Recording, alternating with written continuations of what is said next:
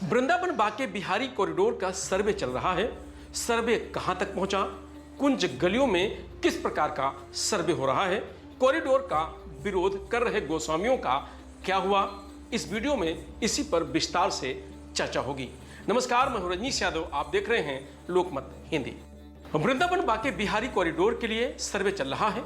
5 दिन में 30% मकान दुकानों को चिन्हित किया जा चुका है। टीमें 22 कुंज गलियों के मकान दुकानों पर पहुंच रही हैं, पूछ रही हैं कि यहां कौन रहता है, असली मकान मालिक कौन है, प्रॉपर्टी के दस्तावेज हैं। सर्वे पूरा होने के बाद टीम घर के बाहर जेके लिखकर नंबरिंग कर रही है। मथुरा वृंदावन में सेवायतों के विरोध के बीच प्रशासन 2 तरह के काम कर रहा है। पहला, कुंज गलियों में 286 मकान दुकान का सर्वे करा रहा है। दूसरा, 188 मकानों में रहने वाले परिवारों को रुकमणी बिहार में नए फ्लैट देने की योजना पर काम कर रहा है। ऐसा माना जा रहा है कि इससे सेवायतों का विरोध काफी हद तक कम हो जाएगा। वृंदावन में बाके बिहारी मंदिर के गेट नंबर 2 के सामने फलहारी बाबा वाली गली में मकानों का सर्वे चल रहा था। बुधवार 2 बजे गर्मा गर्मी जैसा माहौल था। अधिकारियों ने हाथ में एरिया का मैप, घरों के दस्तावेज और सर्वे लिस्ट लिए हुए थे। टीम के सदस्यों के पहुंचने पर लोग हैरान परेशान नजर आए। लोग अधिकारियों के हाथों के दस्तावेजों को निहारते रहे, फिर पूछे गए सवालों के जवाब देते। कब से रहते हैं, परिवार में कितने सदस्य हैं, घर का एरिया कितना है, इन सवालों का जवाब देने के बाद अधिकारी इन मकानों पर जेके और उसके आगे नंबर लिख देते हैं। लोग यह भी देखते हैं कि हमारे यहाँ सर्वे हुआ तो किन और घरों में नहीं किया जा रहा है। इन गलियों में यह सिलसिला पिछले 5 दिनों से जारी है। अधिकारियों ने बताया कि हवेली वाली गली और जंगल कट्टी में भी सर्वे हुआ है। बाके बिहारी कॉरिडोर के दायरे में 286 मकान दुकान आ रहे हैं। सभी लोगों के दस्तावेज देखे जा रहे हैं। किसी भी व्यक्ति को नुकसान नहीं होगा, सबको पूरा मुआवजा मिलेगा। उन्होंने बताया कि 2.28 हेक्टेयर यानी 5.5 एकड़ में करीब 188 मकान हैं, जबकि 98 दुकानें हैं। तय हुआ है कि आपसी सहमति से सेवायतों की जगह ली जाएगी। 286 परिवारों के लिए रुकमणी बिहार और सुनरुख बांगर में जमीन ली गई है। मथुरा वृंदावन विकास प्राधिकरण ने इसका मैप तैयार किया है। कॉरिडोर में जिन लोगों के घर लिए गए हैं उन्हें इन योजनाओं में लग्जरी फ्लैट दिए जाएंगे। मथुरा डीएम चंद्र प्रकाश सिंह की माने तो डेटा के मुताबिक 286 परिवारों को कॉरिडोर की वजह से हटाया जा रहा है। इसमें 98 दुकानें भी शामिल हैं। जिन लोगों की दुकानें ध्वस्त हो रही हैं उन्हें कॉरिडोर के अंदर ही दुकानें अलॉट की जाएंगी।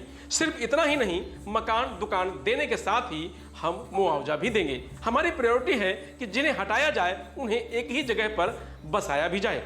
मथुरा वृंदावन विकास प्राधिकरण के उपाध्यक्ष श्याम बहादुर की माने तो रुकमणी बिहार आवासीय योजना में 4 बड़े प्लॉट सेलेक्ट किए गए हैं। यहां 1 और 2 BHK का 325 से 350 फ्लैट तैयार किए जा रहे हैं। अगर जरूरत पड़ी तो आसपास का और एरिया हम आवासीय योजना में लेंगे। रुकमणी बिहार में 3924.91 स्क्वायर फीट का पूरा एरिया है।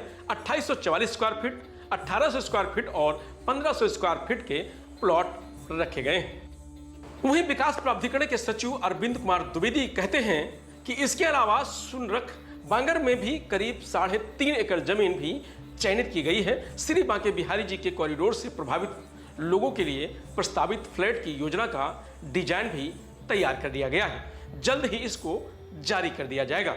टीम में 27 कर्मचारी और अधिकारी थे, मगर सुप्रीम कोर्ट और हाई कोर्ट ने तय किया कि लोगों को जमीन मकान आपसी समझौते से लिया जाए।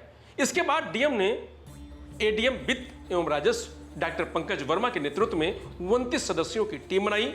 11 अधिकारियों को मुख्य भूमिका में रखा गया है। इनकी मदद के लिए 18 अधिकारी कर्मचारियों को राजस्व, नगर निगम, PWD, MBDA और ब्रज तीर्थ विकास बोर्ड से लिया गया है।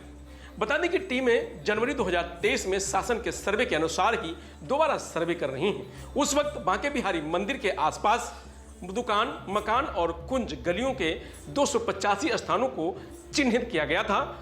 2 साल में कई स्पॉट बदले हैं, इसलिए नए सिरे से सर्वे करवाया जा रहा है। बाके बिहारी मंदिर कॉरिडोर बनाने के लिए 500 करोड़ रुपए खर्च होगा। यह खर्च भूमि अधिग्रहण के लिए किया जाएगा।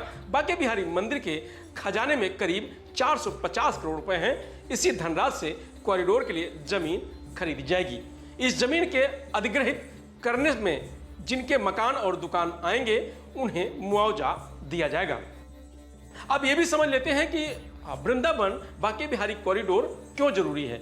तो साल 2022 में जन्माष्टमी बांके बिहारी मंदिर में मंगला आरती के दौरान भीड़ के चलते दम घुटने से 2 श्रद्धालुओं की मौत हो गई थी। 8 से ज्यादा श्रद्धालु घायल हो गए थे। इसके बाद उत्तर प्रदेश सरकार ने 2 सदस्यीय टीम गठित की थी। हादसे की जांच के बाद श्रद्धालुओं को बेहतर सुविधा देने के बारे में रिपोर्ट में कहा गया था। पूर्व डीजीपी सुलखान सिंह की अध्यक्षता में कमेटी बनी जिसने रिपोर्ट में श्रद्धालुओं की भीड़ देखते हुए कॉरिडोर बनाने की बात कही थी। बता दें कि बांके बिहारी मंदिर करीब 2000 वर्ग गज में बना हुआ है। यहाँ का अधिकांश हिस्सा प्रयोग में नहीं आ रहा है। मंदिर के चबूतरे पर रेलिंग इस तरीके से लगाई गई है कि श्रद्धालु सीधे मंदिर के अंदर जाएं और गेट नंबर 1 से बाहर आएं। यहाँ करीब 60% हिस्सा खाली पड़ा हुआ है।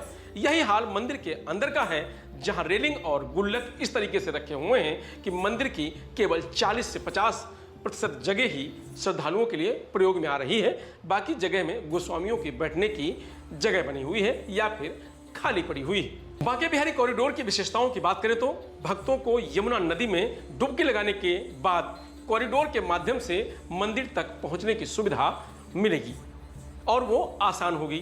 कॉरिडोर को 2 हिस्सों में विकसित किया जाएगा, एक निचला हिस्सा और एक उससे ऊपर का जो हिस्सा है जिस पर जाने के लिए रैंप बनाया जाएगा। कॉरिडोर में जूता घर, सामान घर, प्रसाधन, पेयजल सुविधा, शिशु देखभाल कक्ष, चिकित्सा कक्ष, वीआईपी कक्ष और तीर्थ यात्रियों के लिए प्रतीक्षालय होगा। कॉरिडोर का निर्माण 5 एकड़ की भूमि में किया जाएगा। इसके रास्ते में आने वाले भवनों और संपत्तियों का अधिग्रहण किया जाएगा। कॉरिडोर का निर्माण काशी विश्वनाथ मंदिर कॉरिडोर की तर्ज पर करने की योजना है जो मंदिर और नदी को सीधा जोड़ेगा। कॉरिडोर के निर्माण से भक्तों को मंदिर तक सुगम और व्यवस्थित तरीके से पहुंचने में मदद मिलेगी। मंदिर परिसर में भीड़ को नियंत्रित करने और व्यवस्थित करने में मदद मिलेगी। यह कॉरिडोर धार्मिक पर्यटन को बढ़ावा देगा और मथुरा वृंदावन को वैश्विक आध्यात्मिक केंद्र के रूप में विकसित करने में मदद करेगा। फिलहाल इस खबर में इतना ही। आप देखते रहिए लोकमत हिंदी।